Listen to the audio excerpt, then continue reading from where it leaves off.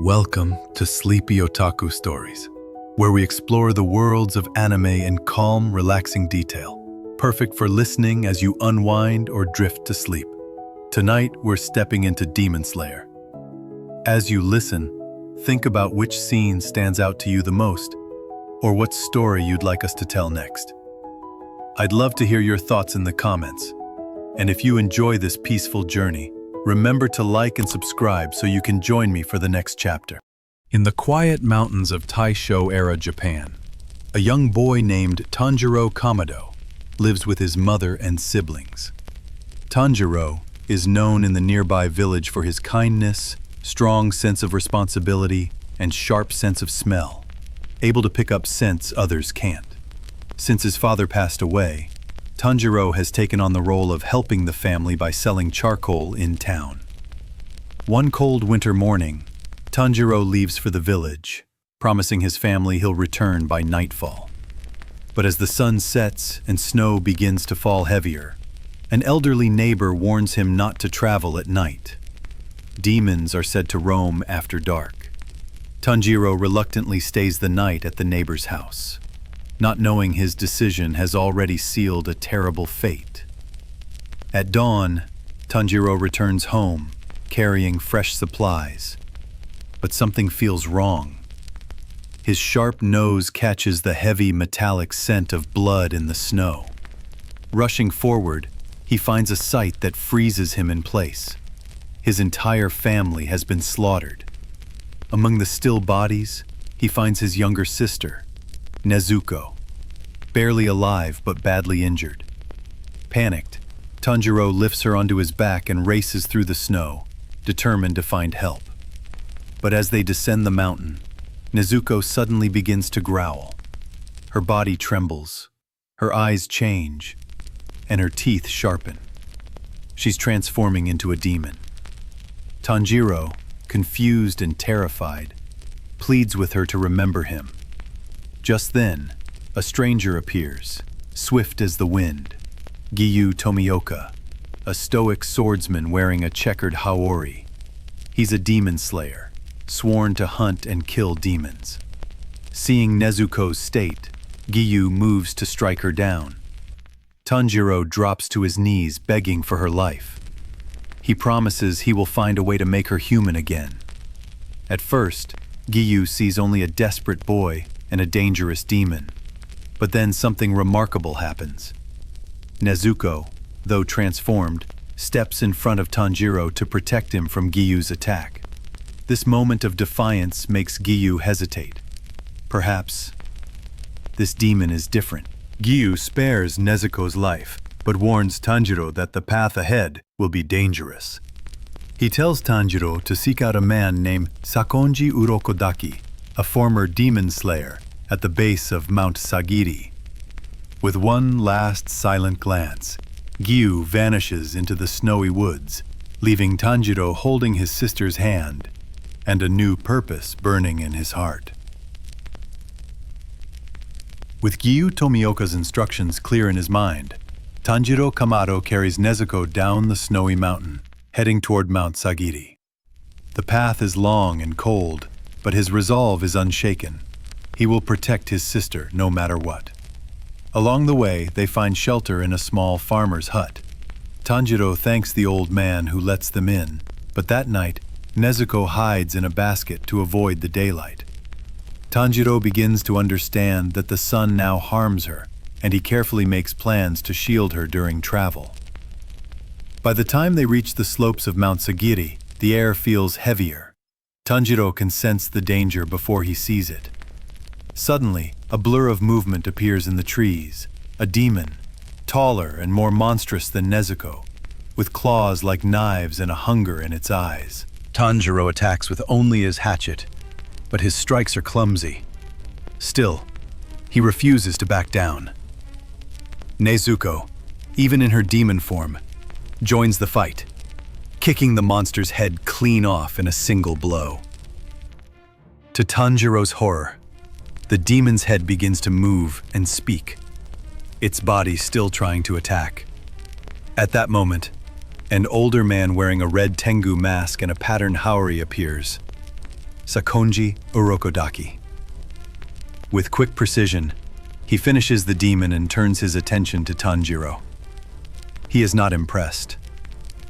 Urokodaki scolds Tanjiro for hesitating in battle, telling him hesitation means death, not just for him but for others. To test Tanjiro's determination, Urokodaki leads him deep into the forest at dusk. He orders Tanjiro to find his way back to the cabin by morning. It's no simple walk. Hidden traps lie everywhere, from swinging logs to spiked pits. Tanjiro's keen sense of smell helps him navigate. But by the time he makes it back, he is bruised, exhausted, and triumphant. Urokodaki silently acknowledges Tanjiro's spirit. If Tanjiro wishes to become a demon slayer, his training must begin immediately. But Urokodaki warns him. Only those who can endure the mountain's harshest trials will survive the road ahead.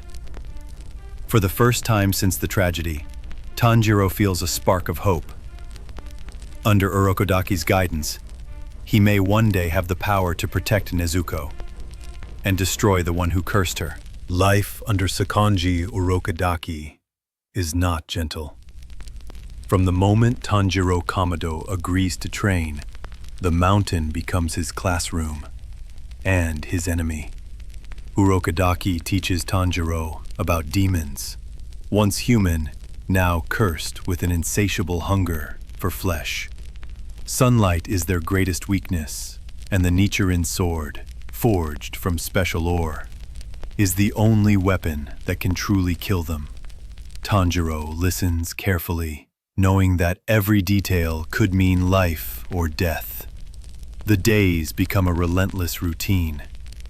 Tanjiro runs down the mountain every morning, dodging Urokodaki's traps, falling logs, swinging blades, hidden snares. At night, he climbs back up, lungs burning in the thin mountain air. His legs ache, his hands blister, but his determination never falters. Nezuko sleeps for long stretches inside the house, her body conserving energy instead of hunting for food like other demons. Urokodaki notes this as strange but promising. He also begins to wear his red Tengu mask constantly around Tanjiro, explaining that demons can be intimidating and fear can be a weapon. The weeks turn into months.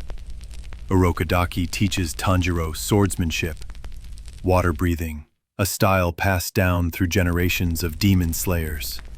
The movements are fluid, like flowing rivers and crashing waves, but they demand incredible precision and stamina. Tanjiro learns the 10 forms of water breathing, striking wooden targets until his arms can barely move. He trains his sense of smell further, learning to detect the faintest shifts in air, an ability that could give him an edge in battle. After a year, Urokodaki declares Tanjiro's progress impressive, but incomplete. For his final test before the official Demon Slayer final selection, Tanjiro must do something nearly impossible: cut a massive boulder in two using only his sword. The rock is taller than Tanjiro, solid and unyielding. No matter how many times he strikes, the blade bounces off.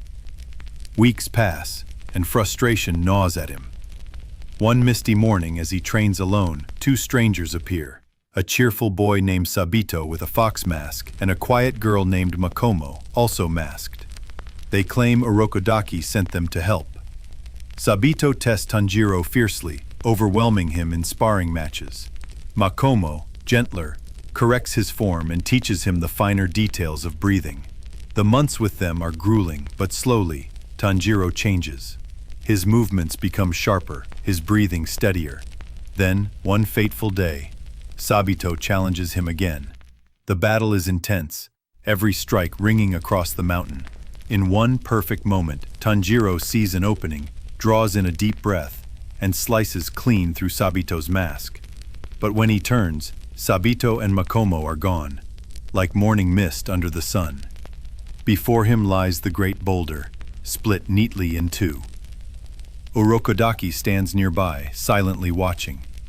Tanjiro has passed the final stage of his training. The next step is the final selection, a trial that will decide if he becomes a demon slayer or dies trying. The morning is crisp when Tanjiro Kamado descends Mount Sagiri for the first time in nearly 2 years. His training with Sakonji Urokodaki is complete. Wearing a fresh blue-patterned haori over his uniform and carrying his sword, he walks toward a place few return from, the site of the final selection. The trial is held at the foot of Mount Fujikasane, a mountain covered in wisteria flowers. Their sweet scent fills the air, masking an important truth. Demons cannot pass through wisteria, so the flowers mark the mountain's safe perimeter. Beyond them lies danger.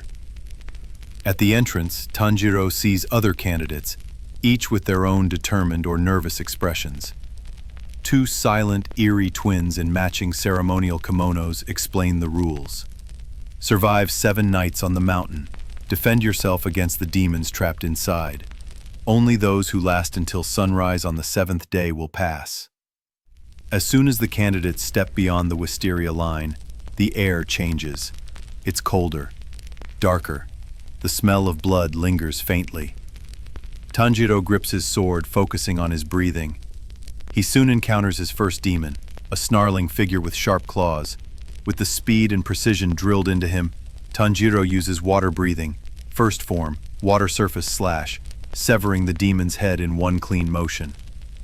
Hours pass, and Tanjiro defeats several demons, each kill reminding him that there is no room for hesitation. But then, deep in the forest, he hears something. Sobbing. A terrified boy hides behind a tree, trembling. Tanjiro approaches, but before they can speak, an enormous hand demon bursts from the shadows. Its body is bloated, skin stretched over countless arms that end in clawed hands. The demon recognizes Tanjiro's fox-patterned mask and laughs, a deep, bitter sound. It reveals that it has killed many of Urokodaki's students, including Sabito and Makomo. The truth hits Tanjiro like ice. Those 2 were not living students, but the spirits of Urokodaki's fallen pupils, guiding him one last time. Fury and grief fuel Tanjiro's strikes, but the hand demon is powerful, using its arms to block and trap him. Remembering Makomo's lessons about steady breathing and proper footwork, Tanjiro waits for the precise moment when the demon exposes its neck. With a deep inhale, total concentration breathing, he unleashes water-breathing 10th form. Constant flux, his blade flowing like a river's current. The cut is clean, the demon's head falling as its body collapses. In its final moments, the hand demon recalls its own tragic past as a human, a flicker of sorrow crossing its monstrous face before fading away. The remaining nights are tense, but Tanjiro survives, defeating every demon that crosses his path. At sunrise on the 7th day, he returns to the Wisteria Gates with only a handful of other survivors. The twins greet them. Each is assigned a Kasugai crow for communication and told they will receive their Nichiren sword, the blade that will change color in its wielder's hands. Tanjiro also selects a rare blacksmith to forge his weapon. With the trial complete, Tanjiro begins the next chapter of his journey. But in the shadows, something far more dangerous stirs, watching the growing ranks of the Demon Slayer Corps. After surviving the final selection, Tanjiro Kamado returns to Mount Sagiri, exhausted but alive. Sakonji Urokodaki greets him with quiet pride. There is also joy. Nezuko has awoken from her long sleep, healthy and calm. She rushes to embrace Tanjiro, her demon muzzle in place, her eyes soft with recognition. A few days later, Tanjiro receives a visitor, a stocky, eccentric blacksmith named Hotaru Haganezuka, wearing a basket-like mask covered in wind chimes. Haganezuka presents Tanjiro's Nichiren sword, explaining that the blade changes color depending on its wielder. When Tanjiro unsheathes it, the metal shimmers, then turns jet black. Haganezuka is disappointed. Black swords are rare, and their meaning is said to be mysterious. But Tanjiro is simply grateful to hold his first real weapon. Soon after, his Kasugai crow squawks out his first assignment. Investigate reports of missing girls in a nearby town. Tanjiro, with Nezuko in her travel box, sets out immediately. In the town, Tanjiro learns the disappearances occur at night. Using his keen sense of smell, he detects a faint, sinister scent, like rot mixed with damp earth. That evening, he hides near the home of a family who recently lost their daughter.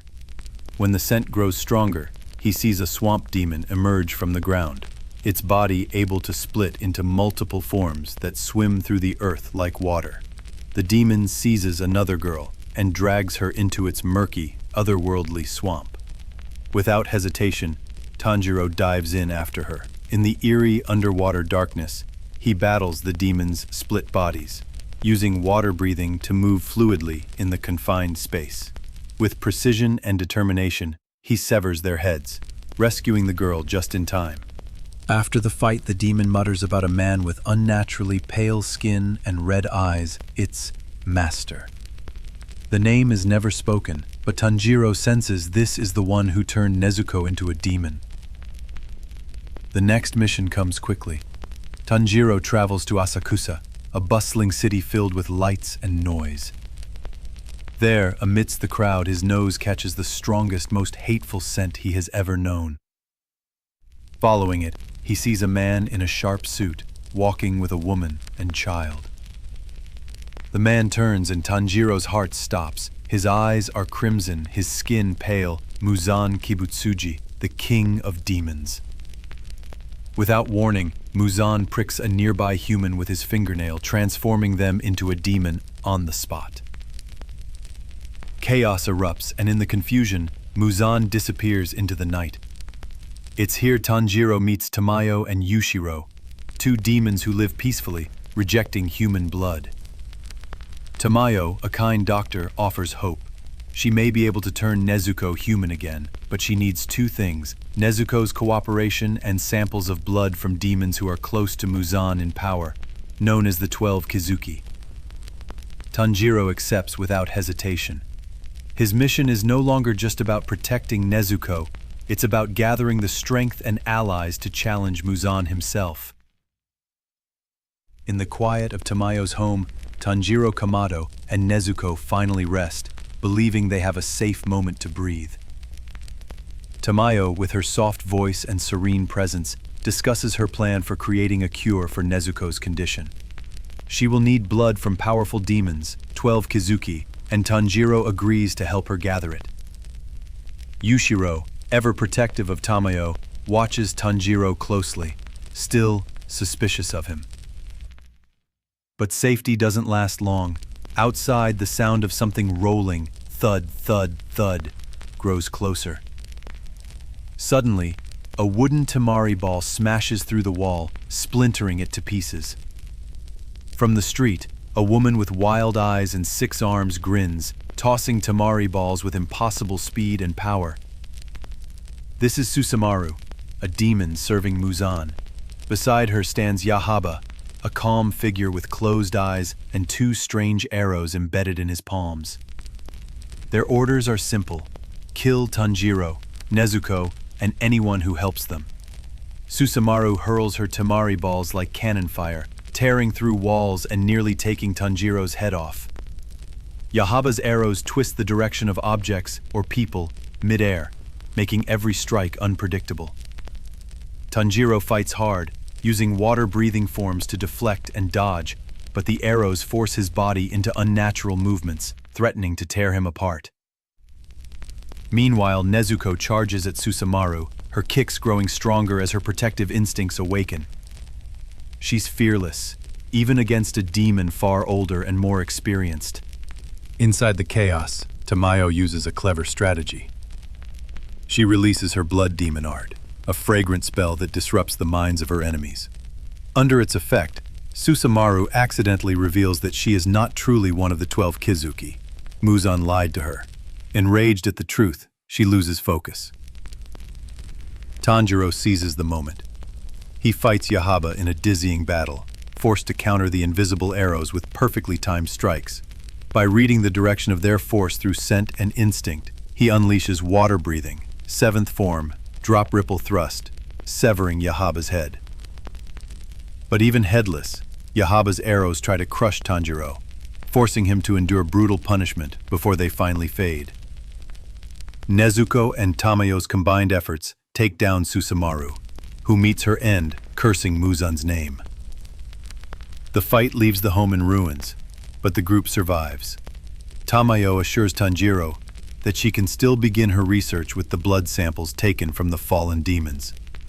The path forward is clear. More missions, more danger, and an inevitable collision with the most powerful demons in existence. As they part ways, Tanjiro and Nezuko step back onto the road, guided by the Kasugai Crow's next orders, unaware that their next allies and trials are waiting just ahead. Following his battle with Susumaru and Yaiba, Tanjiro Kamado receives his next mission from the ever-squawking Kasugai Crow. He is to travel to a rural area plagued by demon attacks. On the way, the sounds of a boy's desperate pleas catch his attention. That boy is Zenitsu Agatsuma, a blonde-haired demon slayer in a yellow haori patterned with triangles. He's crouched in front of a young woman, begging her to marry him because he fears he won't survive his next mission.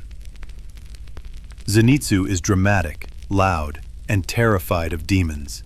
Yet beneath his cowardice, there's something else. An undeniable skill waiting to surface. Tanjiro intervenes, calming the situation, and they continue toward the mission site together.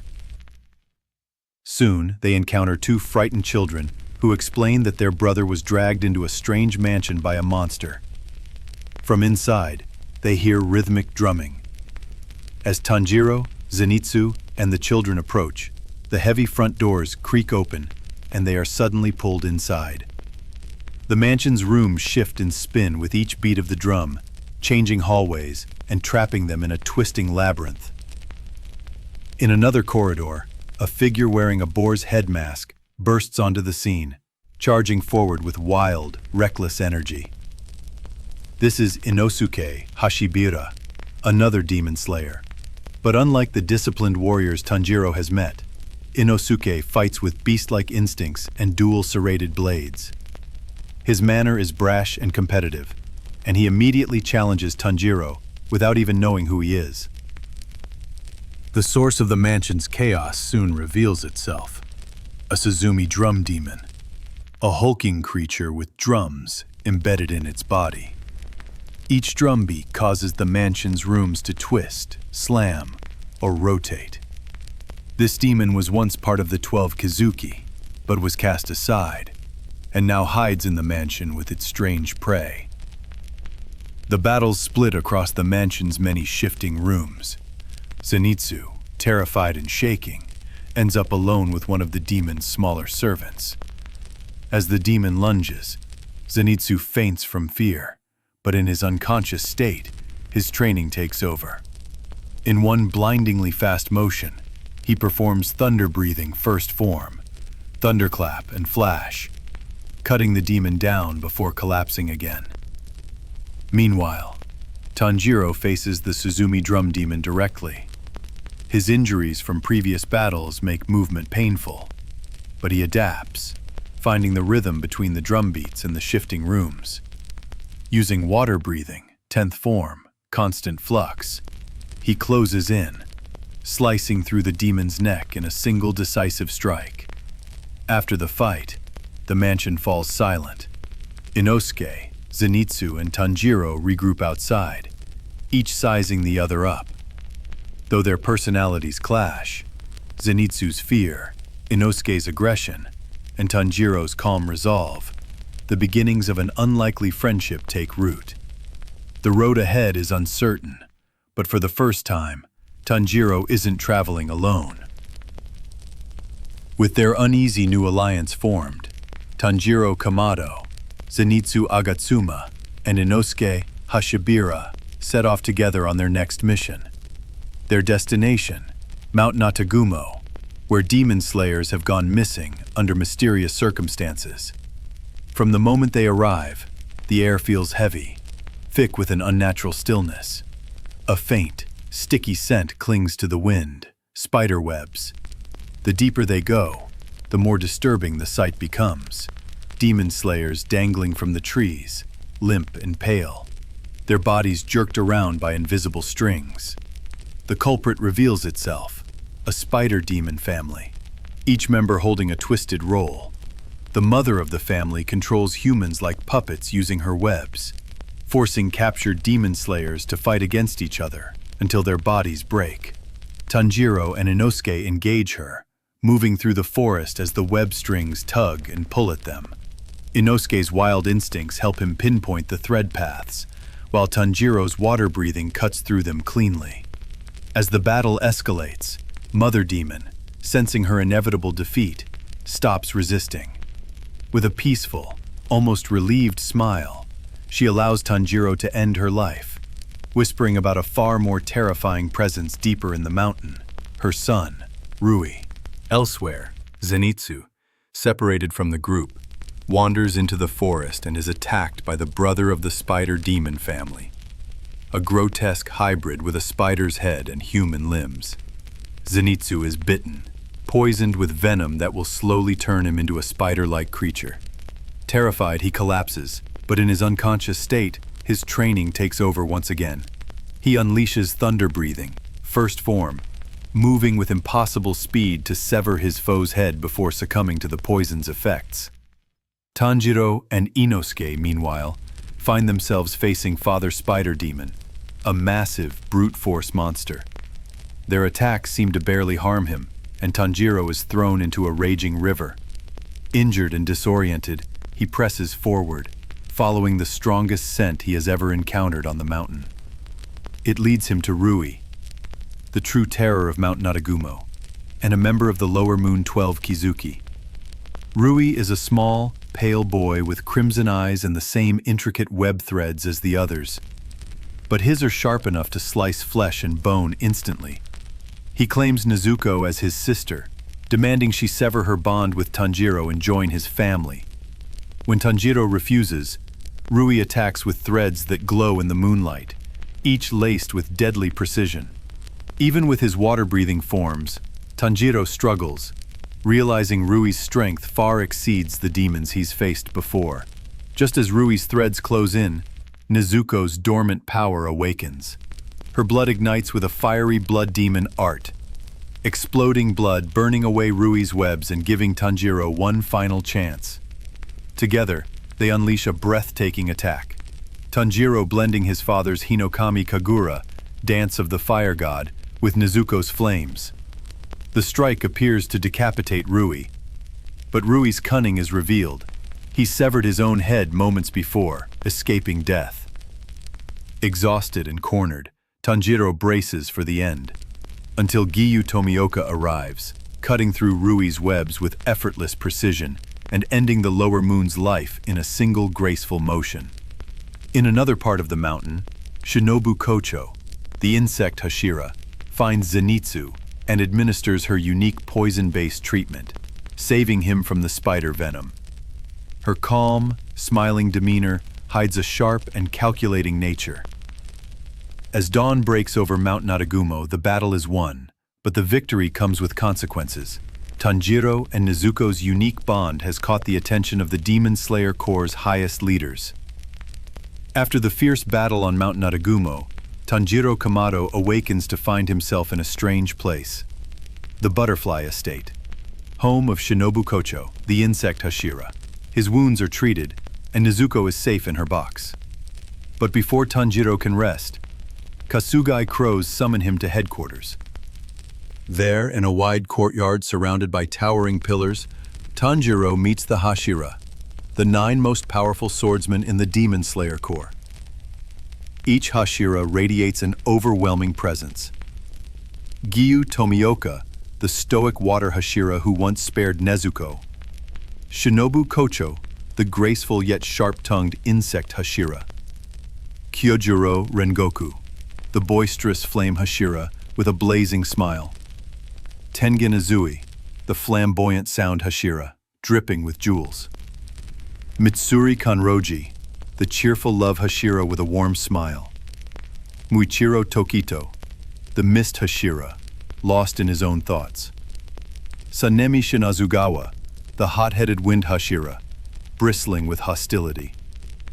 Gyome Himejima, the towering stone Hashira, quietly weeping in prayer. Obanai Iguro, the serpent Hashira, cold and suspicious. Their leader, Kagaya Ubuyashiki, sits calmly in the shade, his voice soft and kind, yet carrying undeniable authority.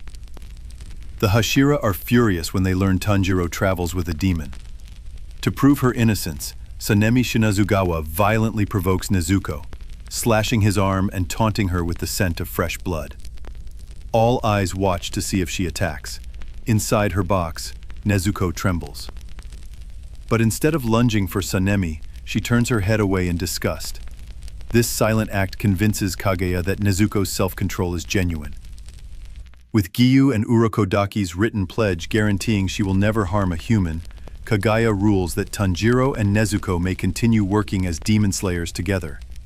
The Hashira remain divided, some intrigued, others skeptical, but orders are orders. Tanjiro and Nezuko are released into the care of the Butterfly Estate for recovery. At the estate, Tanjiro, Zenitsu, and Inosuke undergo rehabilitation training under the guidance of Kanao Tsuyuri, Shinobu's quiet, skilled apprentice. The training is relentless: reaction drills, muscle conditioning, and repetitive total concentration breathing exercises. Zenitsu complains loudly, Inosuke turns everything into a competition, and Tanjiro simply pushes forward, determined to grow stronger. During this time, Kagaya delivers grim news to the Hashira. Muzan Kibutsuji is aware of Tanjiro and Nezuko. The coming battles will only grow more dangerous.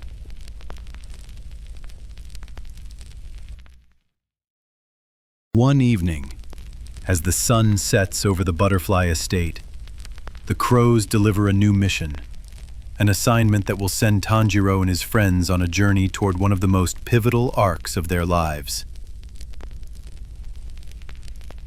With their wounds healed and their strength restored, Tanjiro Kamado, Zenitsu Agatsuma, and Inosuke Hashibira receive their next mission: board the Mugen train to assist Kyojuro Rengoku, the Flame Hashira.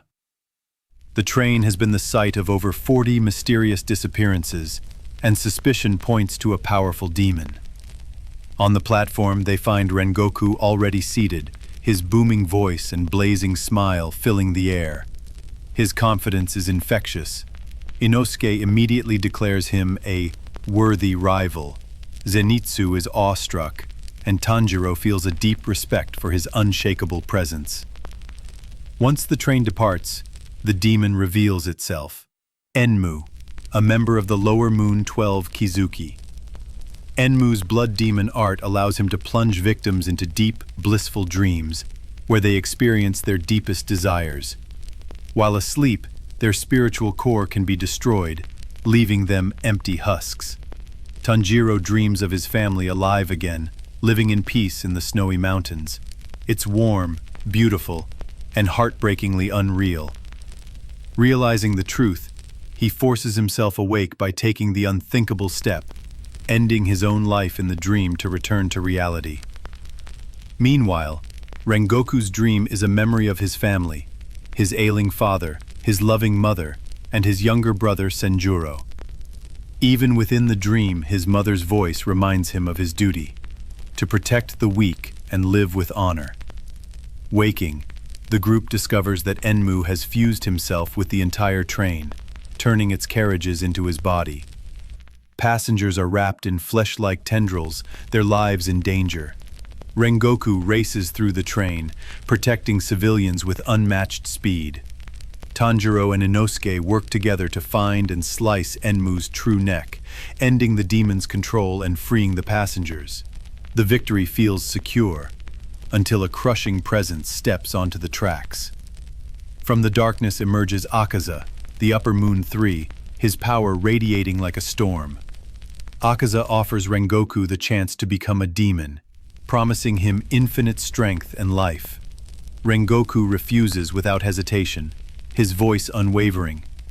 What follows is a battle of pure willpower, flames against unstoppable regeneration. Rengoku's flame-breathing dances through the night, each strike pushing Akaza to his limits. But the Upper Moon's speed and resilience are overwhelming. As dawn approaches, Rengoku sustains a fatal wound, yet he locks Akaza in place, determined to hold him until the sun rises. Akaza escapes at the last moment, vanishing into the forest as the first light touches the horizon. Rengoku, kneeling in the grass, turns to Tanjiro, Zenitsu, and Inosuke. His words are calm and full of warmth. He praises their spirit, entrusts Nezuko's safety to them, and urges them to keep moving forward, no matter the pain. With a final smile, Kyojuro Rengoku passes away as the sun climbs higher. The flame Hashira's fire is gone from the world, but his resolve burns on in those he inspired. As the train departs in silence, Tanjiro shouts into the forest after Akaza, promising that Rengoku's sacrifice will not be in vain. The crow's next mission will come soon, and Muzan's forces will be ready. The grief of Kyojuro Rengoku's death lingers, but the Demon Slayer Corps wastes no time. The Kasugai Crow delivers Tanjiro's next orders. Assist the Sound Hashira, Tengen Uzui, in investigating demon activity in the bustling entertainment district. Tengen is flamboyant in every sense. Jewels glitter on his headband. His voice booms with confidence, and he calls himself God's gift to women.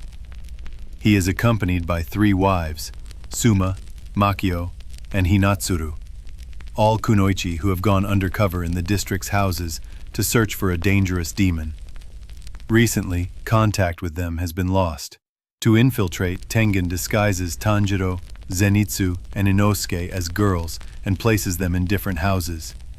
The humor of their awkward disguises masks the tension of the mission. Soon, Tanjiro notices faint traces of Muzan's scent. Something powerful and sinister lurks here. That presence is Daki, the Upper Moon 6, a stunning woman whose beauty hides deadly cruelty. Her obi sashes move like serpents, slicing through victims or swallowing them whole to digest later. She has been devouring people for decades, feeding on the district's endless stream of victims. Tanjiro confronts Daki first, his water breathing clashing against her swift, cutting sashes.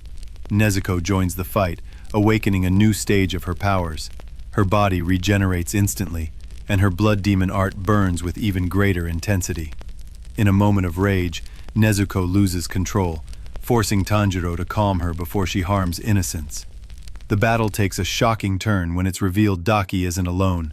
Her brother, Gyutaro, emerges from her body. Together they form a 2-in-1 demon, both sharing the rank of Upper Moon 6.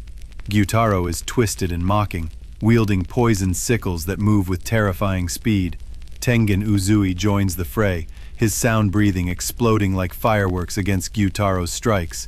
Zenitsu, moving with lightning speed, focuses on Daki, while Inosuke's relentless beast breathing tears through her defenses. Tanjiro pushes himself beyond his limits, blending Hinokami Kagura with water breathing to adapt to the shifting battle. The key to victory becomes clear. They must behead Daki and Gyutaro at the same time, or neither will die. The fight is brutal. Tengen loses an arm, Inosuke is poisoned, Zenitsu's body strains to the breaking point, and Tanjiro's vision blurs from exhaustion. In a final, desperate push, Tanjiro finds an opening. Zenitsu and Inosuke sever Daki's head, while Tanjiro, with Tengen's support, slices through Gyutaro's neck. Both heads fall at once. As the poison spreads through their bodies, Nezuko uses her flames to burn it away, saving the group. Tengen, gravely injured, decides to retire from active duty. In their final moments, Daki and Gyutaro's human memories return. A brother and sister, abandoned, abused, and starved, who turned to the darkness together. They fade into the afterlife side by side, arguing like they always had, but inseparable until the end. With another Upper Moon defeated, Muzan's fury grows.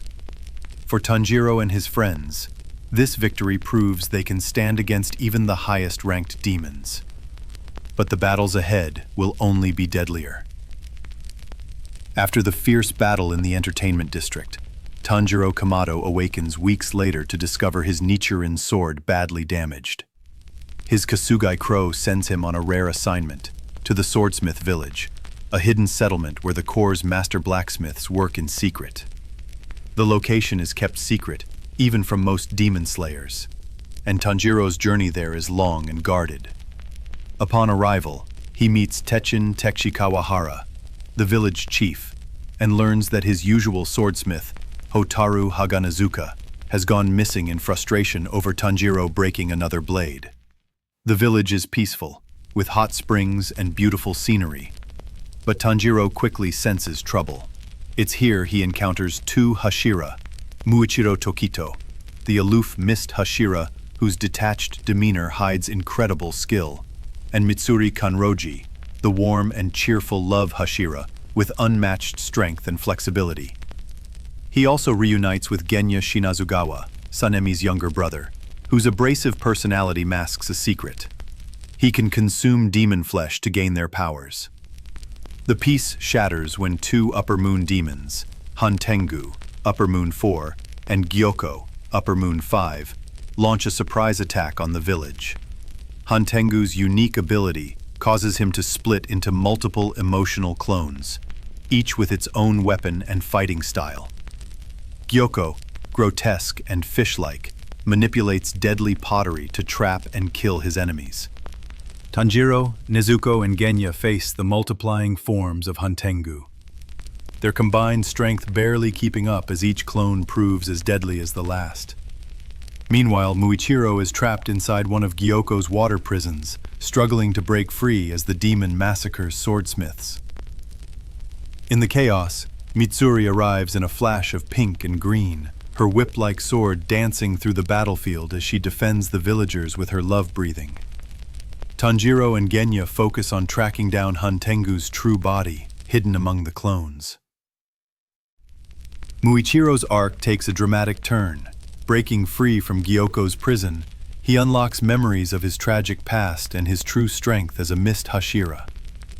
In a blur of precision, he slays Gyoko, ending the threat to the swordsmiths. Tanjiro finally locates Hantengu's tiny, cowardly true form. The chase pushes him to his limits, and with Nezuko's help, he beheads the demon just as the sun rises. But the victory comes with a devastating twist. Nezuko is caught in the sunlight. Tanjiro turns in horror, only to see her standing, unharmed. Nezuko has achieved something thought impossible, a demon who can walk in the sun. This miracle instantly paints a target on her back, as Muzan Kibutsuji learns of her survival and sees her as the key to his own invincibility. The swordsmith village lies in ruins, but its people live on. Tanjiro's sword is reforged, his resolve stronger than ever. The final battles are coming, and Muzan's shadow looms larger over the Demon Slayer Corps. Chapter 53. Vision with Nezuko's newfound ability to withstand the sun, Muzan Kibutsuji's obsession becomes an unstoppable hunger.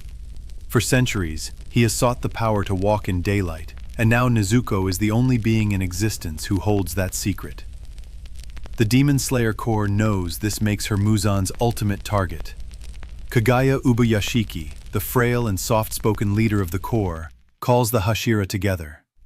His voice, though gentle, carries a sense of inevitability. He knows his own life is nearing its end. Yet he speaks of hope, of a world free from Muzan's shadow. He reminds them that they are not just warriors, but the shield for every innocent life in Japan. Meanwhile, the Corps begins Hashira training, a program to push every demon slayer beyond their limits. Under the guidance of each Hashira, the members endure crushing physical drills, breathing mastery, reflex training, and weapon conditioning. Giyu Tomioka teaches precise, unshakable stance control. Tengen Uzui, though retired, trains them in endurance and sensory awareness. Sanemi Shinazugawa drives them through brutal combat sparring, his rage sharpening their skills. Gyome Himejima has them carry impossibly heavy logs while maintaining total concentration breathing. Even the rookies like Kanao Tsuyuri and Genya Shinazugawa push themselves to match the veterans. Tanjiro Kamado, trains tirelessly, using every lesson from past battles to refine his Hinokami Kagura and blend it with water breathing. Zenitsu Agatsuma trains quietly but with intense focus, while Inosuke Hashibira turns every drill into a fierce competition. But far from the training grounds, Muzan makes his move. Under cover of night, he infiltrates the Ubuyashiki estate. His pale, ageless face shows neither haste nor concern as he approaches the veranda where Kaguya waits for him. The leader of the Demon Slayers sits calmly in his wheelchair, his wife and children by his side. Muzan's confidence shatters when Kaguya speaks, not with fear but with quiet defiance. He reveals that his family's curse has shortened his life, yet given him the clarity to plan for Muzan's end. Then, as Muzan steps forward, the estate erupts in a massive explosion. Kaguya and his family willingly give their lives, dealing Muzan his first severe injury in centuries. The moment Muzan reels, Tamayo appears, her delicate hands pressing a needle into his skin. Her specially crafted 4-part drug floods his body, designed to weaken him, disrupt his regeneration, revert his demon cells to human, and even accelerate his aging. Muzan tears her apart in a flash, but the poison is already working. Before the Hashira can reach him, the ground splits beneath their feet. The biwa music of Nakime, the Infinity Castle demon, echoes in the air, and the battlefield shifts entirely.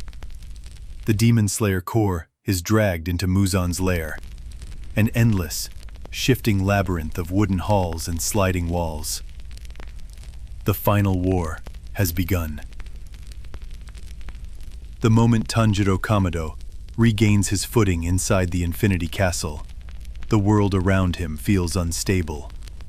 Walls and floors twist at impossible angles. Stairways vanish, and rooms shift with every eerie note of Nakime's biwa. The Hashira and Demon Slayers are scattered, each dropped into their own deadly battlefield. The clash with Akaza. Giyu Tomioka and Tanjiro find themselves face to face with Akaza, the Upper Moon 3, whose brutal strength ended Kyojuro Rengoku's life. The memory of that loss burns in Tanjiro's chest. Akaza grins, eager to test them. The battle is a blur of blows. Akaza's destructive death techniques shatter stone and wood, while Giyu's precise water breathing keeps him alive by inches. Tanjiro pushes himself with Hinokami Kagura, the flames of his blade clashing against Akaza's monstrous fists. Midway through, Tanjiro sees into Akaza's fighting spirit, sensing his loneliness and pain. Memories of Akaza's human life, Hakuji, the boy who fought to protect the weak, flood back. For the first time, Akaza stops regenerating, letting his body fade into the darkness with a calm acceptance. The frozen smile of Doma. Elsewhere, Shinobu Kocho confronts Doma, the Upper Moon 2.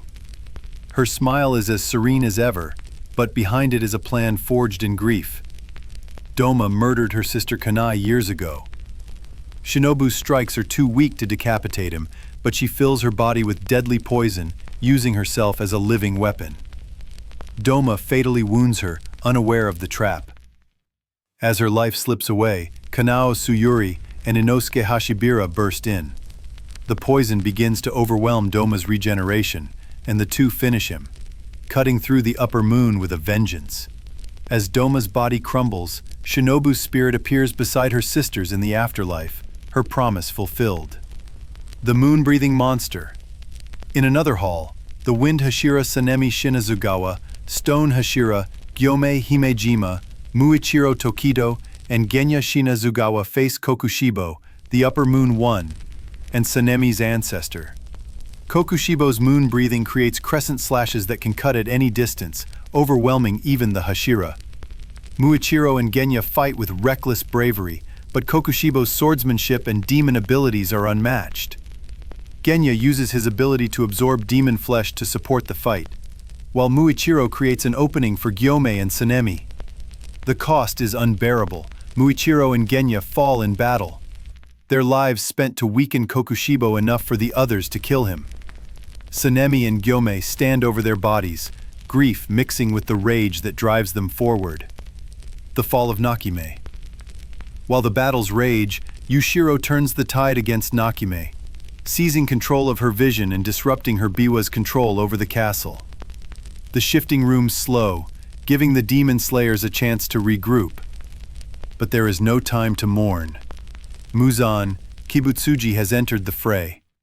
His presence alone feels like a crushing weight, and every slayer knows the next fight will decide the fate of the world.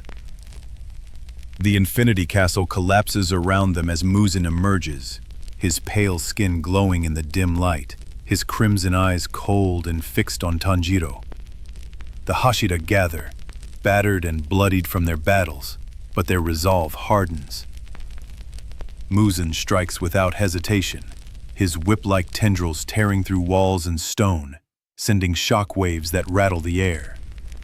His speed is blinding, his regeneration instant.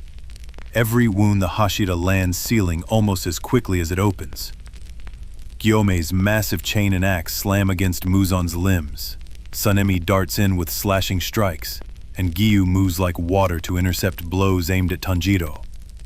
Mitsuri arrives, her whip-like blade deflecting attacks with graceful precision, though every movement costs her more strength. Tanjiro's lungs burn as he unleashes form after form of Hinokami Kagura, each one draining his stamina as he pushes closer to Muzan's neck. The demon's fury grows. He lashes out with enough force to send Zenitsu and Inosuke crashing into the debris, their bodies bruised and bleeding. But they rise again, refusing to stay down. Every minute that passes is a victory, because the Hashira know they need only one ally in this fight, the sun. Tamayo's drug works through Muzan's body, slowing him, making his strikes just a fraction less precise. That fraction is enough for coordinated strikes to land. Muzan's regeneration still heals them, but the intervals are stretching longer. Tanjiro's vision blurs as the pounding in his head intensifies, a sharp pain that grows each time he breathes. Minutes blur into hours. The city streets above are littered with shattered wood, broken stone and bodies, both demon and human. Muzan rages, determined to kill them all before dawn. Giyu takes a crushing blow to the ribs. Gyomei's leg is shredded, and Mitsuri collapses under the weight of her wounds, her breathing ragged, but her eyes still locked on Muzan. Tanjiro feels time slipping away.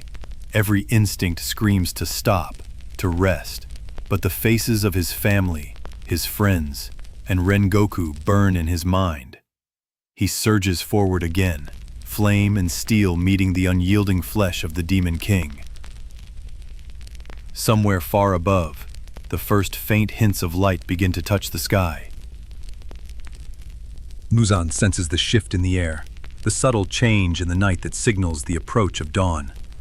His strikes grow wilder, more desperate, the tendrils of flesh lashing out in sweeping arcs meant to push the demon slayers back and carve an escape route. The Hashira tighten their circle, every one of them bleeding, their bodies trembling under the strain, yet no one moves aside. Gyomei anchors the line, chains rattling as he pulls Muzan toward him, forcing the demon to divide his attention. Sanemi darts in from the flank, his blade flashing as he cuts deep into muscle that heals slower now. Zenitsu, his breathing sharp and focused, dashes in with a burst of speed, slashing in a yellow flash before retreating out of reach. Inosuke barrels in with dual blades, his unpredictable movements keeping Muzan's attacks from finding a rhythm. Tanjiro pushes forward through the haze, clouding his mind. His body feels heavier than stone, the pounding in his skull threatening to split it open. But the image of Nezuko smiling in the sunlight drives him onward. Muzan roars, slamming him into the ground. But Tanjiro rolls away, forcing his body to stand again. The sky begins to pale. Muzan's movements turn frenzied, tearing apart buildings, hurling debris to block the light. The demon slayers press harder, every breath spent with perfect control, every strike aimed to pin him in place. Mitsuri, barely standing, uses the last of her strength to bind his arm with her whip-like sword, giving Gyome the opening to pull the chain tight around his torso. A beam of sunlight cuts across the battlefield, striking Muzan's flesh and sizzling it into ash. His scream is deafening, rage and terror mixing in a final inhuman cry. The Hashira and remaining slayers throw everything into restraining him, even as his body bursts apart in thrashing pieces. The sun rises fully, its light burning away the last fragments of the Demon King, until nothing remains but blood steaming on the stones. Silence follows, broken only by labored breathing. The surviving demon slayers drop to their knees, the weight of the night finally settling in. But the victory is not yet complete. In the stillness, Tanjiro collapses, and the scent of Muzan's blood fills the air around him. Tanjiro's body convulses, as Muzan's voice whispers inside his mind, promising strength beyond limits, a world without fear of death, the power to protect Nezuko forever. The blood surges through him, searing every vein, and before anyone can stop it, his wounds close, his muscles surge, and his skin takes on a pale, deadly sheen. His eyes turn the same crimson as Muzan's. Gasps break from the survivors as they realize the horror before them. Tanjiro has become a demon. Sunlight should burn him, yet he stands untouched in the growing daylight, his body now even more fearsome than Muzan's. His blade lies shattered at his side, but his claws extend like polished steel. Nezuko runs toward him, calling out to her brother, but he lashes out instinctively, the force of his swing sending debris scattering. Giyu steps between them, gripping his sword, but his hands shake, not from fear of Tanjiro, but from the knowledge that killing him might be the only way. Zenitsu and Inosuke shout in disbelief, their voices cracking with panic and desperation. Inside the swirling darkness of Tanjiro's mind, Muzan's presence coils around him, urging him to accept his fate as the new Demon King. Images of slaughter and conquest flood his thoughts, drowning out the voices of his friends. But through the noise, faint and warm, he hears Nezuko calling his name again, her voice trembling but certain. Other voices follow, memories of Rengoku, of Urokodaki, of his family. Hands he can't see reach for him, pulling him back toward the light. Nezuko's small hand clasps his, and for the first time, Muzan's voice falters. Tamayo's drug, still in his system, burns through his body, tearing at the demon cells and forcing them to unravel. Tanjiro collapses, the monstrous form melting away until only the boy remains, human again, unconscious, but breathing. The survivors gather around him, some weeping openly, others staring in stunned silence. The sun climbs higher, warm and unthreatening now, washing the battlefield in gold. The battle against Muzan was the end of an age. With his destruction, the night was no longer a place of terror. The Demon Slayer Corps, an organization that had existed in secret for centuries, fulfilled its purpose and quietly dissolved. There would be no more final selections, no more Kasugai crows, no more young swordsmen setting out into the dark. Tanjiro's recovery was long, but he did not walk that path alone. Nezuko remained by his side, human again, her warmth returning with each passing day. For the first time in years, she could walk under the open sky without fear. Together, they rebuilt the Kamado home in the mountains, not as a fortress, but as a place for friends and family to gather. The smell of wood smoke returned to the hearth, and the air was filled with laughter instead of battle cries. Zenitsu visited often. He would arrive with bundles of food or small gifts, pretending they were nothing, yet staying until late into the night, telling stories in his loud, excitable voice. Nezuko would smile quietly at his antics, while Tanjiro simply enjoyed having his friends near. Inosuke came and went on his own schedule, bursting through the door without warning, demanding food or challenging Tanjiro to a wrestling match before vanishing into the wilds again. But he always returned, bringing game or foraged herbs, his own way of caring. Kanao devoted herself to tending the butterfly estate with the other survivors. Without demons, the patients she treated were fewer, but she found new purpose in helping ordinary people heal from illness and injury. She visited the Kamado home from time to time, her steps quiet, her eyes softer than before. Some wounds never healed. The graves of the fallen Hashira stood in quiet rows, visited by those who loved them. Giyu Tamioka brought flowers to them often, staying in silence for hours before leaving.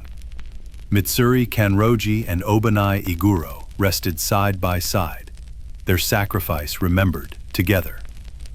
Gomei's prayer beads were placed carefully among the Corps' preserved relics.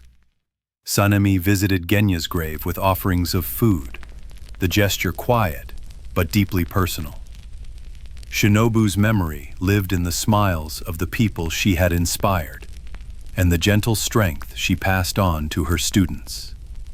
Years slipped into decades. The wooden houses of the old era gave way to concrete and glass. Lantern light faded into the glow of street lamps. In this new Japan, the descendants of the ones who fought lived ordinary lives, unaware of the bloodshed that had bought their peace.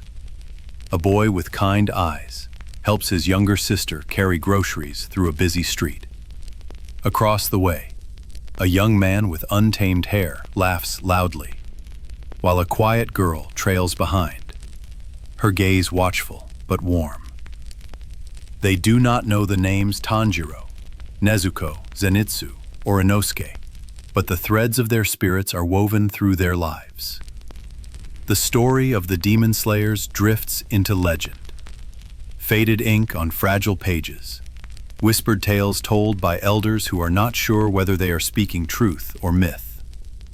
But the courage, compassion, and determination that lit the path to dawn remain, carried in the hearts of those who live in a world free of monsters. And as the sun rises over peaceful streets, its light touches every corner without fear, a reminder that the night no longer belongs to demons, and never will again. Thank you for listening to Sleepy Otaku Stories.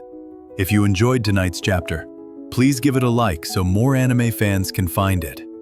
In the comments, share your favorite scene from this part, or let me know which anime you'd like to hear next.